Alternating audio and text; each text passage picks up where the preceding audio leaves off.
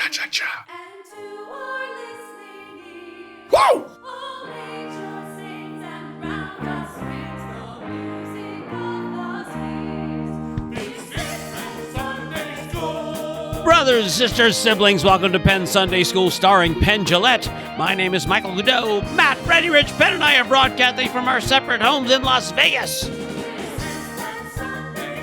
Today we'll talk about the Shags. Penn wants to talk about a politically correct short story. We'll tell you about paint spinning, and here he is preaching love, Mr. Penn Jillette.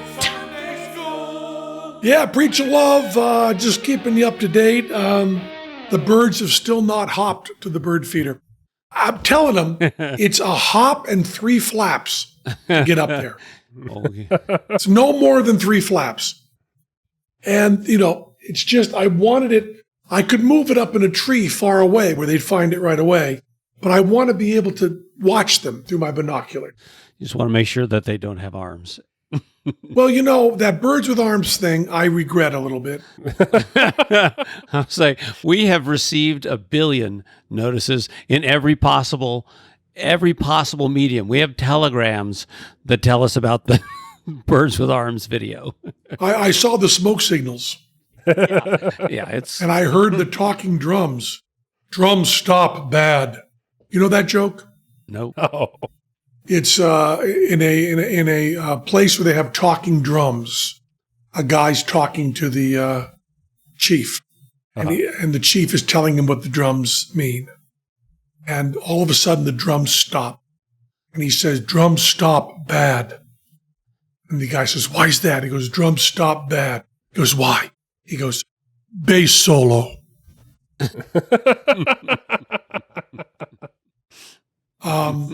I regret. Now, I love the fact that Tony Fitzpatrick met Bernie Sanders at a rally. And Bernie Sanders and Tony Fitzpatrick were talking.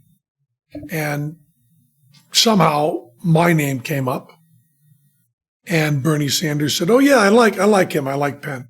And Tony said, "Yeah, he's bothered by the fact that birds don't have arms."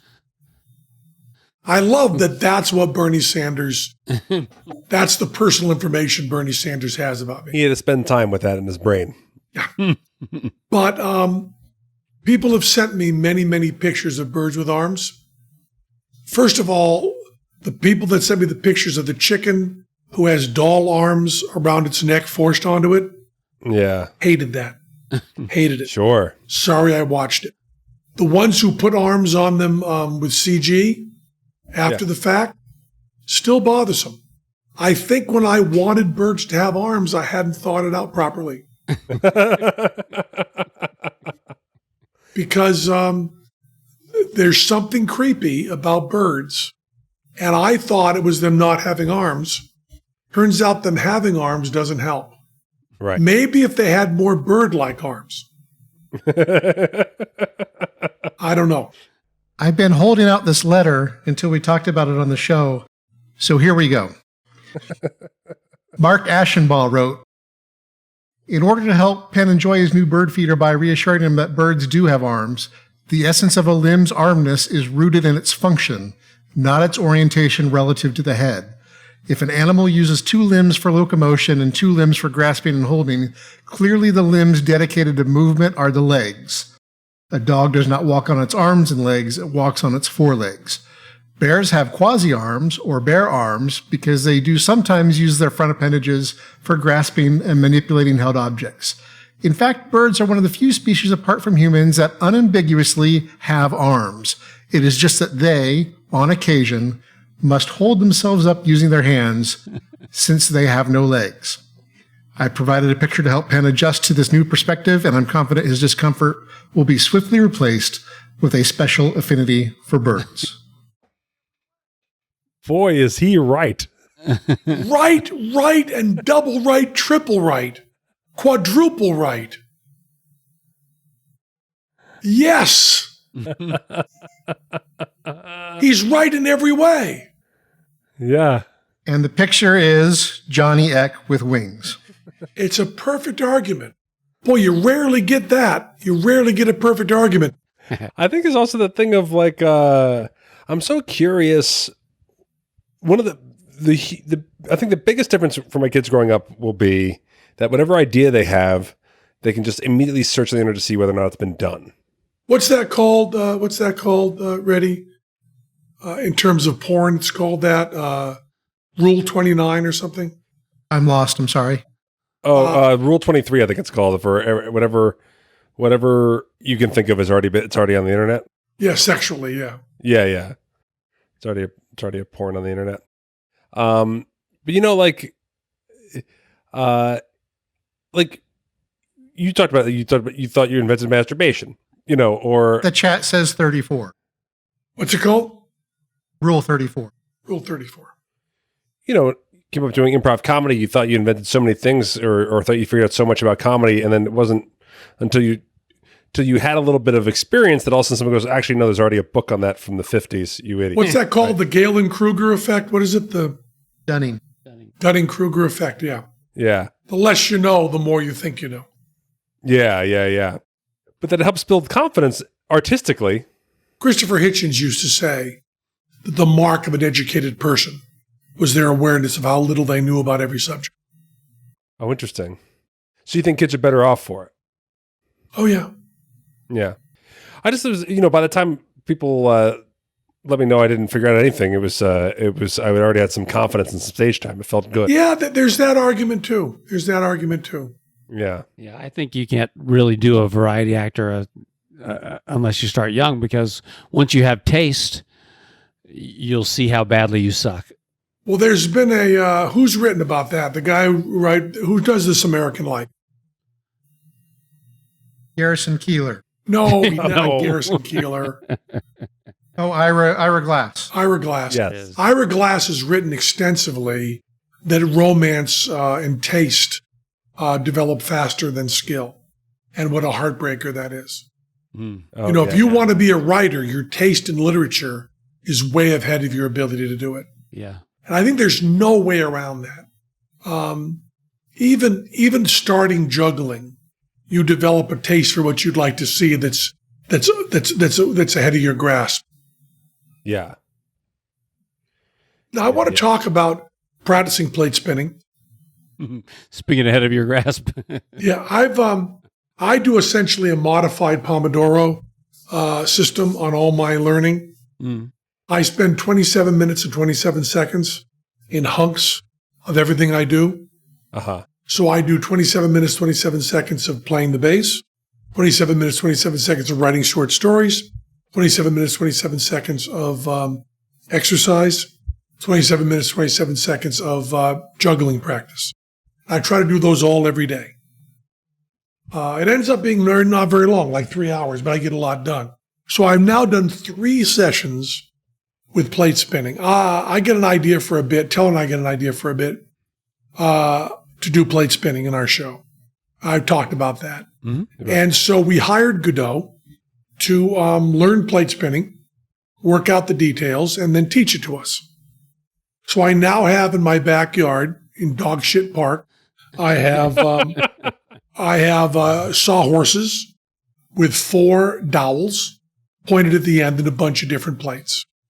And I've gone out there for about an hour and a half, and I have practiced with directions from Godot and video, plate spinning. And I now got it so I can get it up and keep it going.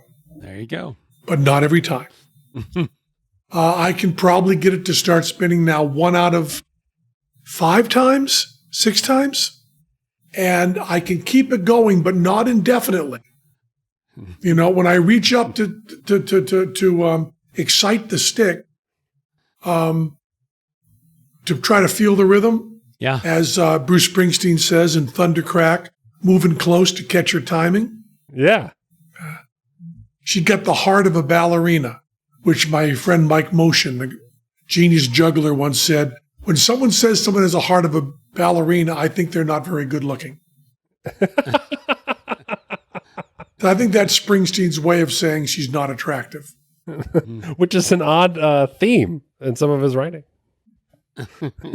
You ain't no beauty, girl. It's you ain't a beauty, but hey, you're all right. You're all right. Yeah, Springsteen. By the way, Springsteen, You come in that category too. You are not Brad Pitt, but you're all right. You're projecting. And when he did that video of My New Disguise, Yeah. Eddie Gordetsky said it should have been called My New Disguise Makes Me Look Like Fred Flintstone. Because of all the people Springsteen looks like, Fred Flintstone is pretty high there. Through the courtesy of the boss's 2 feet. As a matter of fact, there's a bootleg that I have called Born in Bedrock, Yeah. where it's a person doing the Flintstones theme as Bruce Springsteen. Oh, that's pretty funny. It is pretty funny. I bet you can find it on the web. Rule Yeah. 34. 34, that's it. You can find people masturbating to it. At any rate, there are different ways to learn juggling. And the way I learned as a child, I love. And the way Jason Garfield teaches people as an adult, I find less fun, but much more efficient. When you learned to juggle, Godot, Yeah. did you engage your intellect for your learning, or did you just throw things till you could do it? I just threw things till I could do it. Yeah. I love learning. We just like fucked that. around. We were just kids fucking around. Yeah. And then you try to say, I wonder if I can juggle 3 balls for 2 hours without missing. Yeah. Yeah. Yeah. Yep. And I wonder if you do that over and over. Now, when Jason Garfield learns or teaches, he takes video, he watches, that he works on just his right arm throw in a certain pattern. I had Jason helping me on my juggling coaching, and there is no moment where you just settle into the groove. Every moment you're trying to correct and make better. Every instant. Wow. And you know exactly what you're working on every second.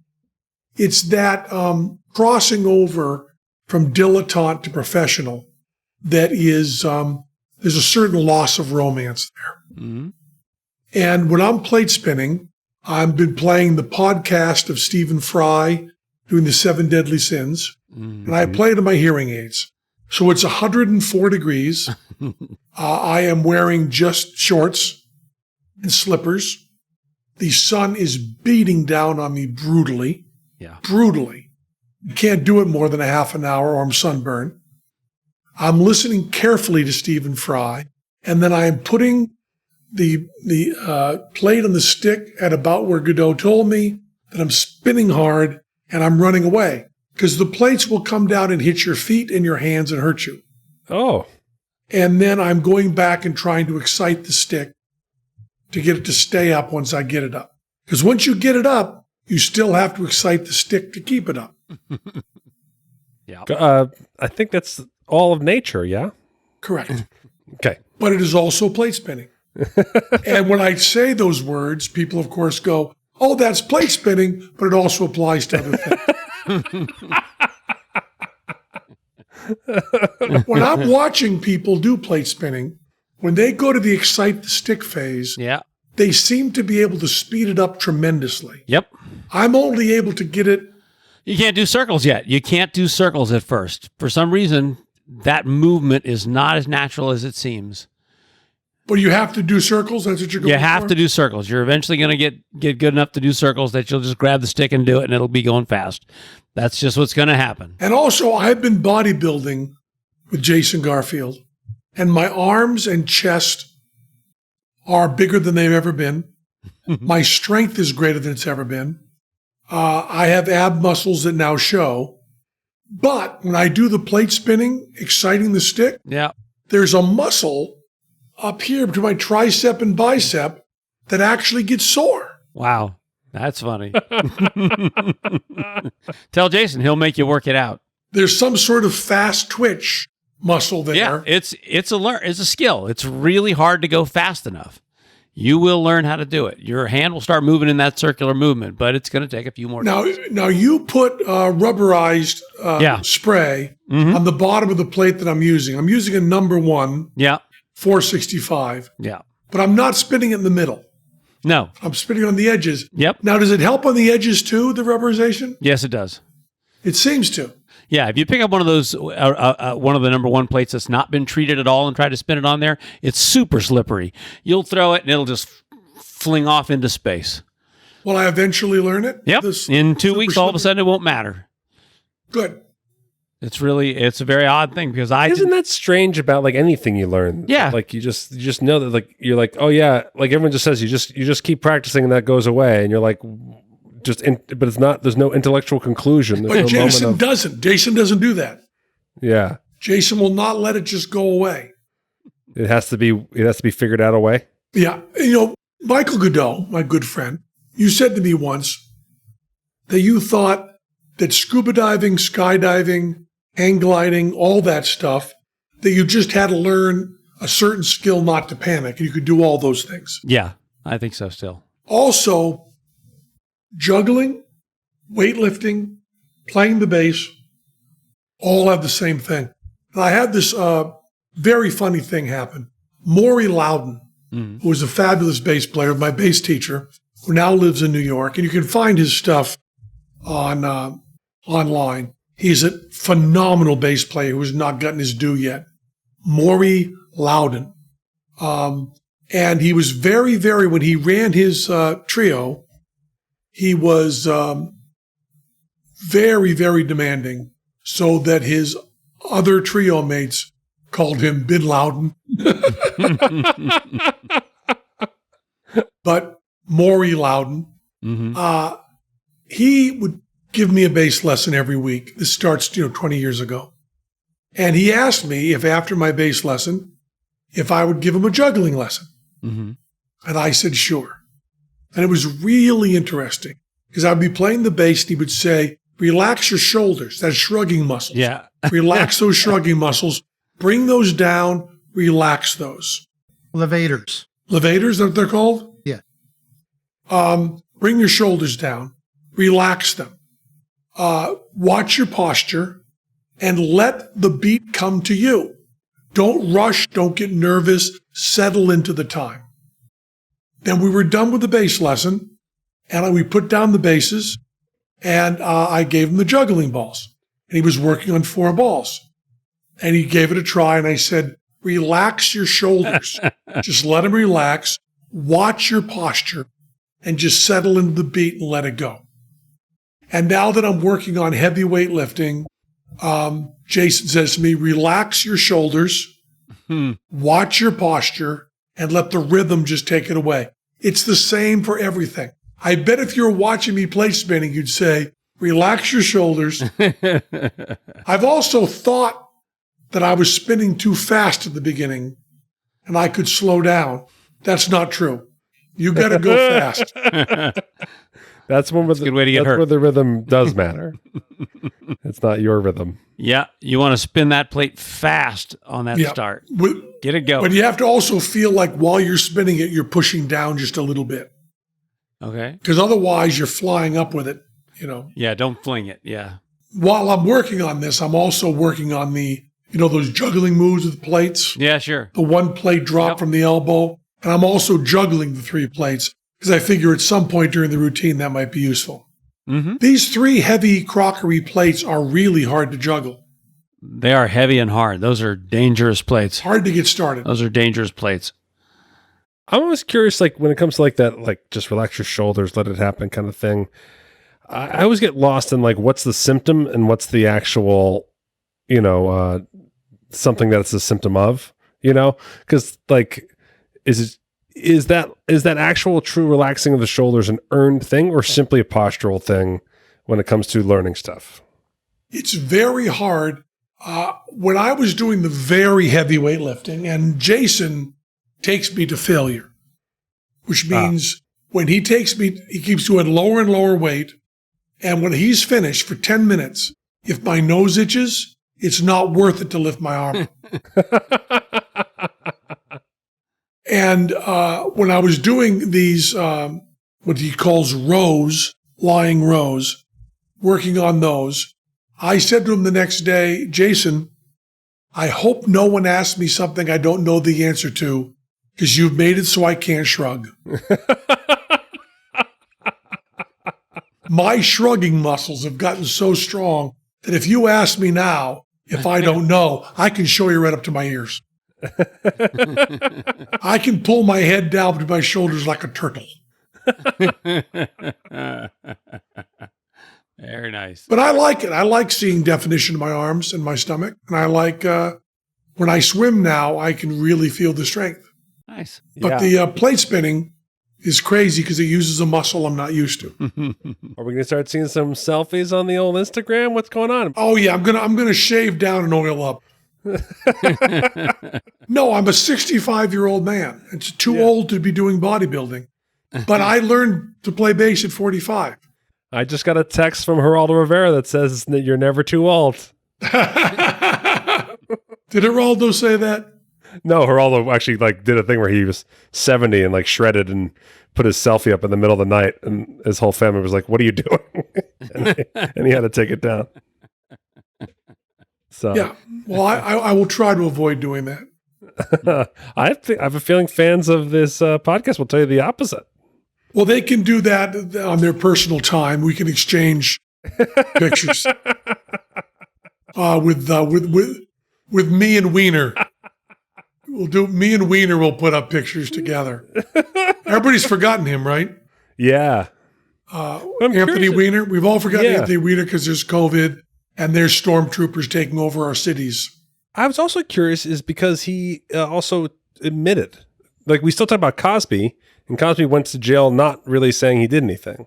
Mm-hmm. Anthony Weiner, for as much as we remembered, he really had a it's almost hard to watch, weeping confession of I did it all. But then did it again.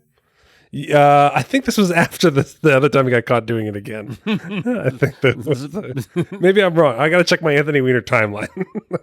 He also has the distinct disadvantage of having the last name of Weiner. Yeah. Yes. Which makes it so much easier to remember. I believe that Buttafuoco, yes. If Buttafuoco had not had a name that sounded like buttfuck, the evening news people would not have been so turned on saying it.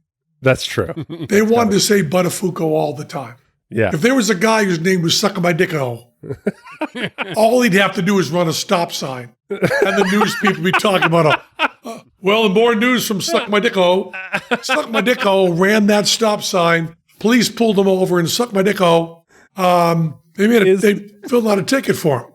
Is Suck My Dicko runs a stop sign too much for an episode title? Or No, I think we got it. Suck My Dicko. Suck My Dicko runs a stop sign is the name of this episode. But I want to go on record. I've got nothing to say about it, except that federal troops going into Portland is the worst thing that's happened in our country's history. It's bizarre. It's also the final step of fascism. Yeah. And I want people to shut up about saying the difference is between liberal and conservative. It is not. It is between authoritarianism and everything else. It is fascism and authoritarianism versus everyone else. And the Lincoln Project has shown us that conservatives can be as appalled by this as liberals. Yeah. And libertarians and socialists agree 100% on all of this. It is wrong, wrong, wrong. Having a veteran beaten by federal troops for asking questions is maybe one of the more shameful things in a country that has many shameful things. Yeah. And the tear gassing mothers holding arms and veterans. I mean, Jesus fucking Christ. And hearing the tape of someone being detained and not being able to get any information as to why they're being detained or where they're being detained, where they're being taken to, is crazy to hear. Honestly, with American accents, that's how I grew up. This is the superiority I grew up with, right? Yeah. I would not hear this. I would not see a clip like this. I would not hear these things in American places with American voices. No, you can't have American voices doing this. And I would like to think that this too shall pass. And I was going to say come November, but come January, it'll be all over. But as somebody who said, no matter how bad you think this is, it can get worse. I never, ever believed I was telling the truth. I still remember New Year's Eve of this year being so upset with the world politically, and my wife being like, 2020, here's to a better 2020. I was like, yeah, I mean, it's gotta fucking be better than this, right? I said it so distinctly, like a bad movie. Stupider than when I said to Rob Pike in 1989, I guess computers do pretty much everything I want them to do.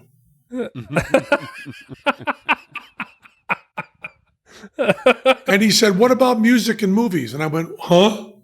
What? Huh? So 2020 couldn't get worse. Huh? Huh? Plague? Yeah. Pandemic? Yeah. Militarization of cities by federal troops? Huh? I could not have even made that up. No, if someone had warned you about Trump in 2015 that this would happen, you'd be like, look, he's a dipshit, but like, I'm not going to predict these things, you know. We're a system of checks and balances. There are things. There's no way anybody predicting this 1 year ago would not have been considered to be a 100% asshole. Yeah. Yeah. 100% asshole. If someone had said last year he'll be sending federal troops into cities to attack American citizens, I would have said, just cut it out. What he's doing is bad enough. You don't need to make up Congress shit. will stop him. Yeah. Yeah. Wow. Hard to believe. But, you know, he's, I mean, at least the American people aren't behind him. Right. At least there's that. At least it's a small minority. And I think his only plan for re-election is scare the shit out of old people. I believe so. Mm-hmm. That's his only plan. Because we're going, you know, with my father-in-law passing away, we're going through emails trying to stop bills and things like that of his estate, and I'm reading emails. He was a Trump voter, and we read the emails that he gets, and I cannot believe the rhetoric that is used in those emails. He's saying the cities are burning zoos that the Democrats have abandoned, and I have to go in and save people's lives. And it's your fault that it's happening because you're not chipping in enough and not funding enough and not voting enough and not buying enough memorabilia. I'm now trying to think if I can think of anyone else who would be worse. I used to think Gary Busey would be worse. But now if Gary Busey were running, I would vote for him. One versus the other. I think if David Duke were running, we'd be better off. Oh, man, that's crazy. The way I like to imagine it is I pretend time travel is theoretically possible, which proves that there was an alternative to Hitler that was worse. Yeah, there's a short story to that. Oh, yeah. I always say I'd be the weirdest time traveler going back and being like, no, we want Romney. Trust me. I want Barack Obama to be a one-term president. Believe me, you want Romney now. Well, I want to talk about this segues into a story I'm going to tell very, very carefully. Okay. This is going to end up with me bragging about myself, but it's going to take a long time to get there. Okay. I wrote a short story, and the short story is about time travel, and I'm very proud of it. I wanted to talk about it carefully because I think at some point I might do an episode of Sunday School where I read it, or I might offer it as an Amazon short story to people to buy for like $1 or something. I think it's really good. And I wrote it after I wrote The Black Mirror with Charlie. I was out with Charlie, the creator of The Black Mirror, and he was telling me what he likes about Black Mirror stories. And he said he likes to take supernatural stories and make them science fiction, which is a really nice technique. You take a supernatural story and you say, how can I use technology that doesn't exist to duplicate this? And I got a really nice idea. So I wrote it up as a short story and I sent it to Charlie, and Charlie's still sitting on it. because Charlie works weird. And I don't know if there'll be more Black Mirrors or anything, but I got the idea that I wanted to publish it. So I sent it to a company whose name I'm not going to say, that put out short stories and also do the Terry Fader Publishing. Also do a reading, authors or other people reading it. They do it off together. You can do both. And I thought they were a pretty good fit. So I sent them 2 short stories. And one of them is this one that is so fucking weird that my press agent read it and said, we have to make sure this can't come out. If this comes out, it'll ruin your career. I said, well, I'm trying to put it out. I sent it to you because I want to put it out and get information, get people to read it. And he said, well, we have to find a way to make sure it doesn't come out. Who have you sent it to? I said, I'm sending it to people that I want to put it out. I'll let you read the story someday. Maybe I'll put it out on this show and you'll see it's out. It's very, very out. Yeah. And I pretty much knew they wouldn't go for that. But this other short story that I wrote for Blacklist, Black Mirror, I thought was really good. Black Mirror, right? Not Blacklist. Oh, yeah, sorry, Black Mirror. We've all written stories for Blacklist. Our own James Spader monologues. You just send it in and they put it in. Blacklist will do anything. They don't care. I want to talk about, I want Jimmy Spader to talk about playing pinochle with a busty Turkish woman in a basement with a broken water heater. Hey, it's already in. For Black Mirror. So I had a Zoom call with the people that wanted to publish it. And it was 2 people in their 20s, both of them living in Brooklyn. Both of them incredibly smart. And both of them very, very kind, very, very sweet. And I'm on a Zoom call. And part of this time travel story has to do with the punchline, which I want to talk about very carefully because I'm hoping some people that are listening now will read this, and I want them to have the surprise. And by the way, these two people on the call said that it had blown their minds and they'd gotten, creeped out, and it was really a powerful ending. The ending of it is not written by me. The end of it is an historical record that is explained by the time travel. Okay? So it is a explanation for something that happened that is explained by time travel. As Reddy said, going back in time and having a worse Hitler. And they said to me that they wanted it to be twice as long and they wanted a narrative thrust on it and they wanted a protagonist. Because it's written kind of passively, describing the situation, and there's a bunch of people in the situation, and then it's written, the end is not even written by me, essentially a newspaper account. And I listened to that and said, yeah, I like how odd it is, and I like how short it is. It's about 3,000 words. They wanted it 6,000 words. And they said, for our audience with science fiction, we'd like more technology.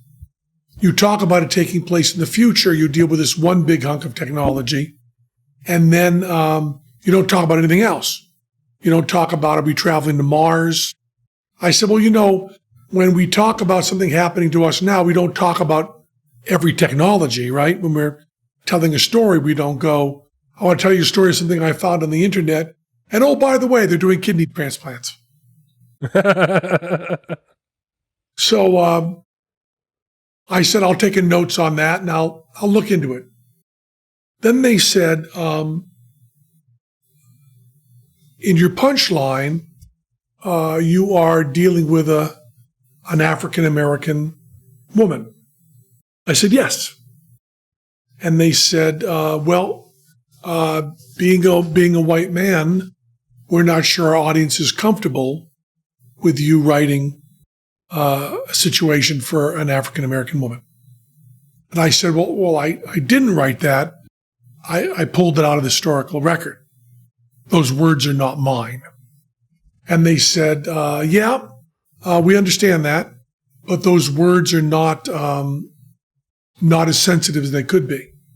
And I said, well, that's part of the idea of the story, is it explains this situation away.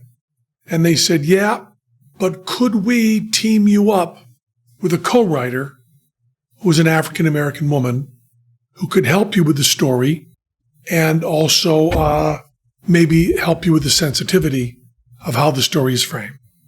Huh. And I said, well, except it's historic record, so if we change the way that's described in the newspaper, we are changing the historical record that I guess the word is not alibying, the word is backstorying. Right. Although backstorying is not a word. And my first reaction was, I have several friends, acquaintances, who are hysterical about this issue. You know? Right. They talk about the cultural appropriation and political correctness, and why can't... There's a big issue, actually, I think last couple of years, where a woman wrote about a Mexican family, and she was not Mexican, and she got in a lot of trouble. Exactly. And there's a lot of people that are hysterical about this. Really, really hysterical. And as I was speaking to them, there was part of me that has read there was the new thing that came out about the illiberalism, I think it was in the Atlantic, the petition that was signed by Salman Rushdie and Rama CLE. I guess I'm going to talk about this, be able to at least say a foreign name. But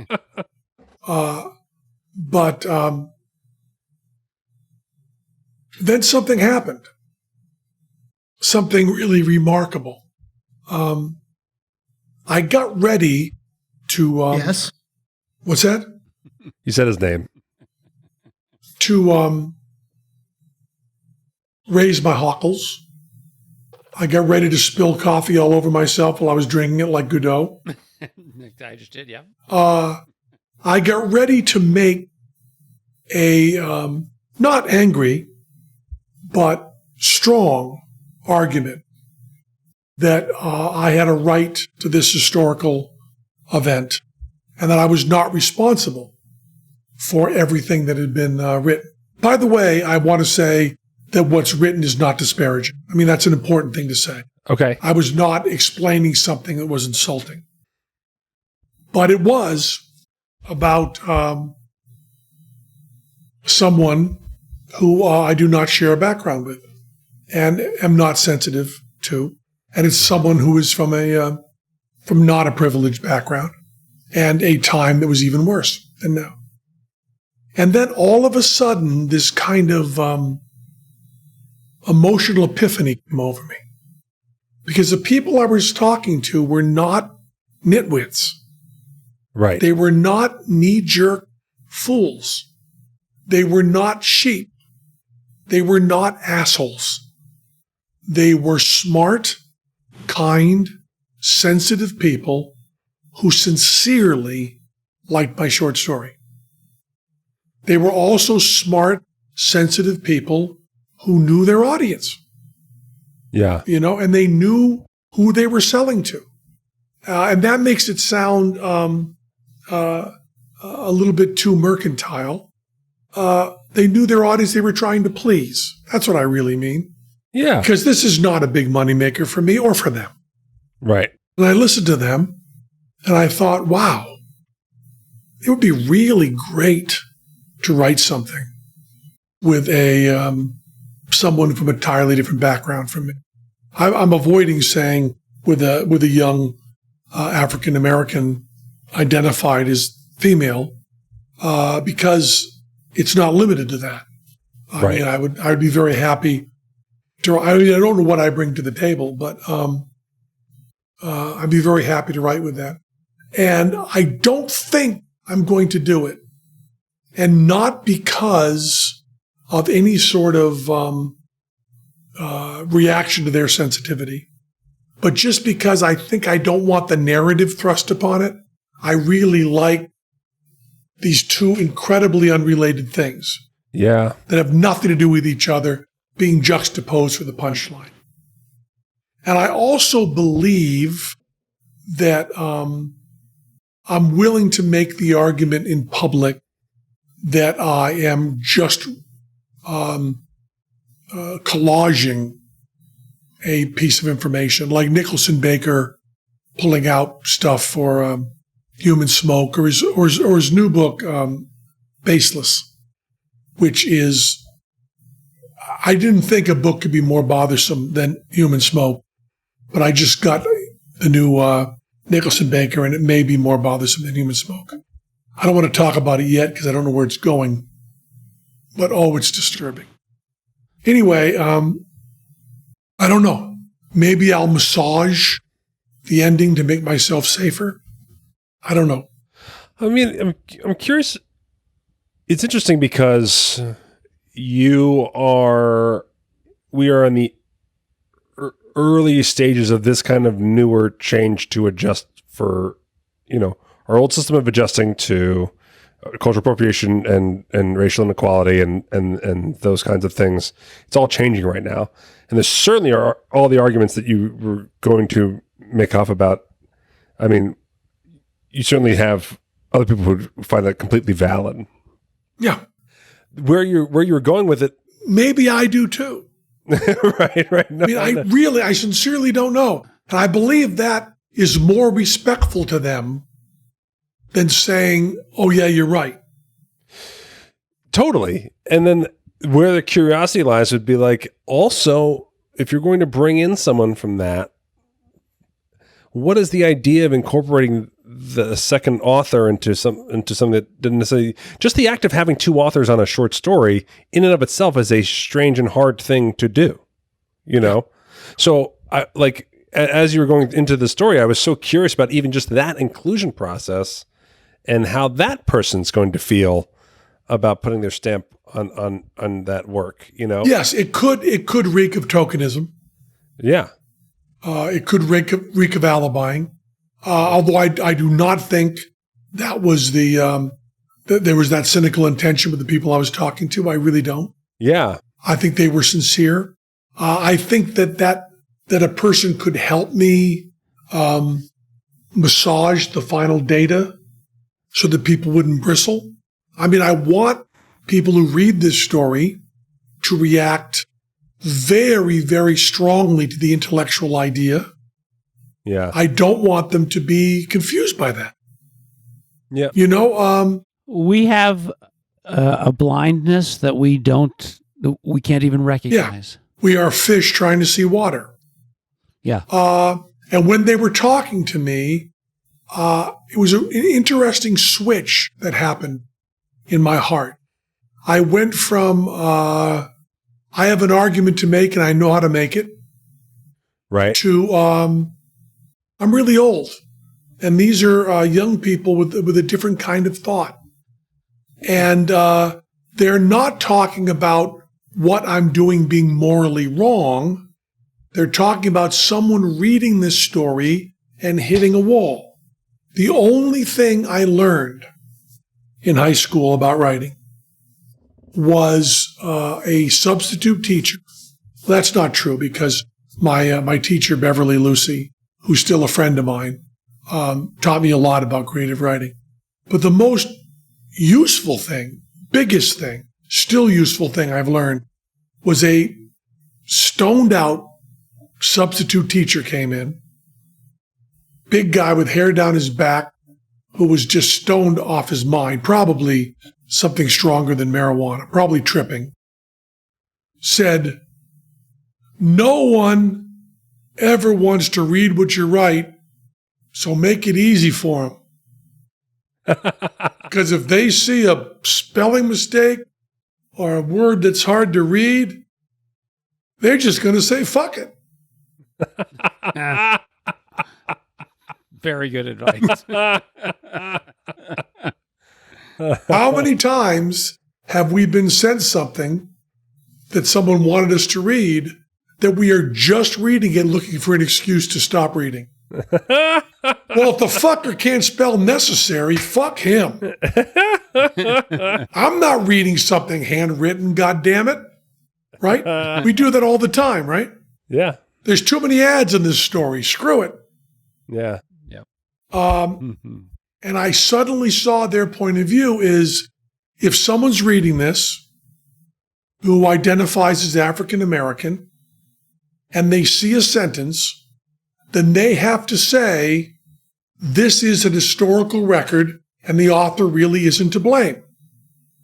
Let's say they make that argument. Instantly takes time and they're out of my story. You understand? Yeah.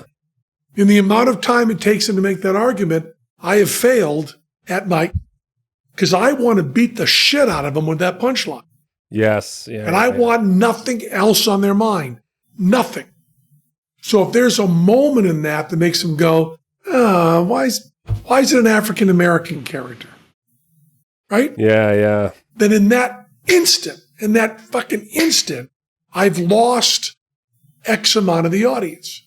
And what they were telling me was that the audience I'm losing is people under 30, right? Yeah. So where I'm left with, if I want, there's nobody over 40 years old that would read this short story and think about it for a moment. And I mean no one, I think no one. Yeah. Because I think that people who might even have a right to be taken out of the story have probably been so beaten by that they don't see it anymore. Right. But as Godot said, the fish trying to see the water, there are people who can see that. I didn't see it. I didn't know it was there. Yeah. But they really gave me information about it. There's so many instances where when you were young, or you can come up and realize that you were maybe ahead of your time on some stuff, like the timing of when you come up with your ideas and when you lay them out matters so much. And in this case, it's just why it's mattering that's hitting you so hard, but it's just so difficult sometimes just to nail everything correctly when it comes to. Yeah. And I didn't used to have to think about that because everybody I was trying to reach was me. But I think about all the stuff that would have been tone deaf. Like when Steve Allen, and I'm using an example that is comedic and not of the gravity of the example I just used. And please believe me that I understand this. But when Steve Allen would say, I want to read the lyric to a modern pop song. Yeah. Bebop Alula, she's my baby. Bebop Alula, I don't mean maybe. Bebop Alula, she's my baby now. Yeah. We could not perceive that as comedic because it was just an old guy who never heard rock and roll. Right. Never really heard it. We understood what Bebop Alula meant. No problem with that. Yeah. Yeah, yeah. And now Paul Simon, who's whatever he is, 70 years old, I can sing sha la la la la like everybody would know just what I was talking about. Like everybody knew exactly what I was talking about. And I know what that means because of Bebop Alula. But we can't expect that our learning is universal. 78. But I'm talking about Graceland, which he recorded in the 80s, right? So I'm wrong on either side. Talk about a record he recorded when he was 60, which is also wrong, by the way. Yeah, it's just I think like it's honestly for someone like yourself who's experienced a tremendous amount of success, I think it's hard to still suffer the pains of these things that happen, which is just like, boy, you came up with the fucking best story and gave it to these people at the shittiest time. Yeah, but I think I can also fix it. And I'm going to go through and look at it. I don't think the solution, I think I would be uncomfortable saying we brought you in because there's an African-American character. Yeah. I think I would simply be embarrassed.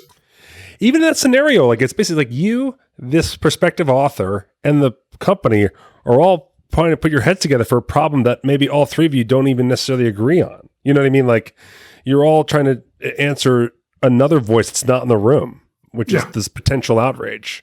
But see, that's what I want to make very, very clear.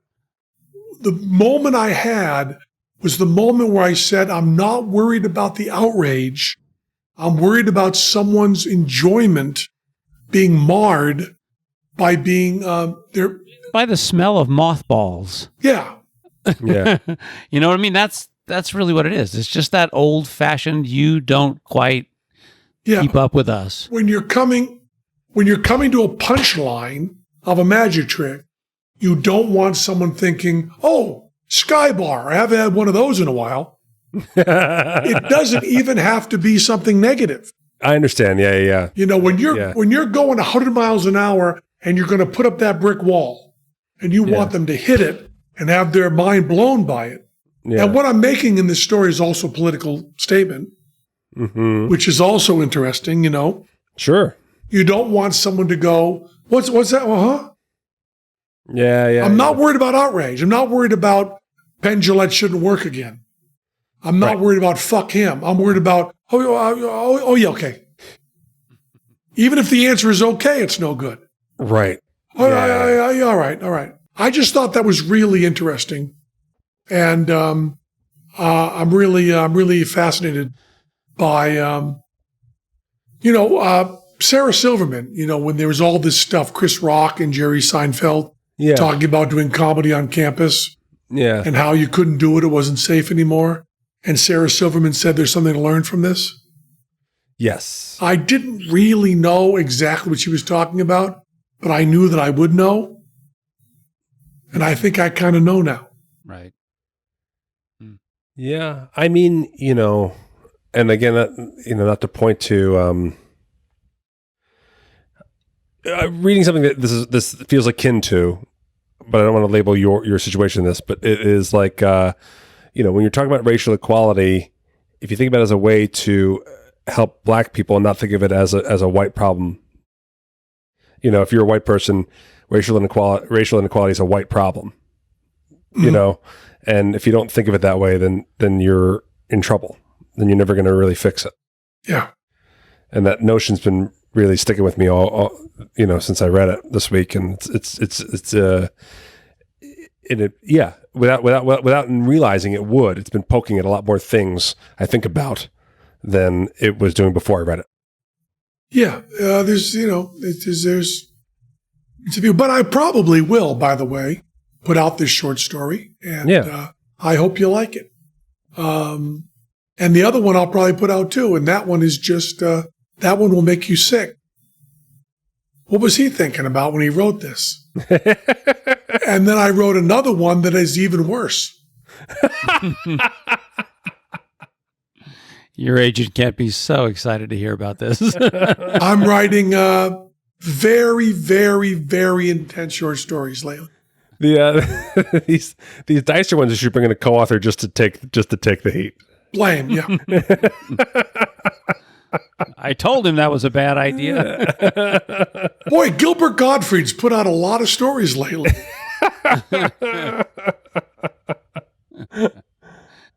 So you told me, let's go out on this, that your son Joey's written some jokes. That's right. And speaking of controversial writing, Joey has written 2 jokes this week. The first one is, what do you call a weasel with a cold?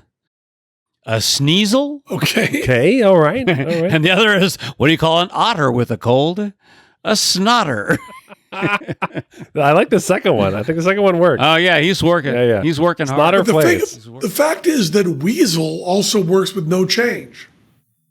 Yeah. Yep. There you go. Joe just got his first punch up. So there you go. What do you call a weasel with a cold? Oh, weasel. That's when my kids eat the popsicles with the jokes on the popsicles. So Yeah. Weasel, that works in the written form. That's a good Laffy Taffy joke. He's gonna. Yep. He's got a career, I think. Well, talk to the popsicle If I company. can get him writing greeting cards, it will be good. And, you remember I used to ask at the end of the show if you guys had any gigs coming up? Yeah. Nobody's working. Yeah. And that was Penn Sunday School. That was Penn Sunday School. Cha-cha-cha. And to our listening ears, You become naked. angels sang and round us rang the music of the spheres. And was What was it? Suck-my-dickinski? No. Suck-my-dits? Suck on my dicko. He was Italian, is what you forgot. Although Suck-my-ditsky is pretty good, too.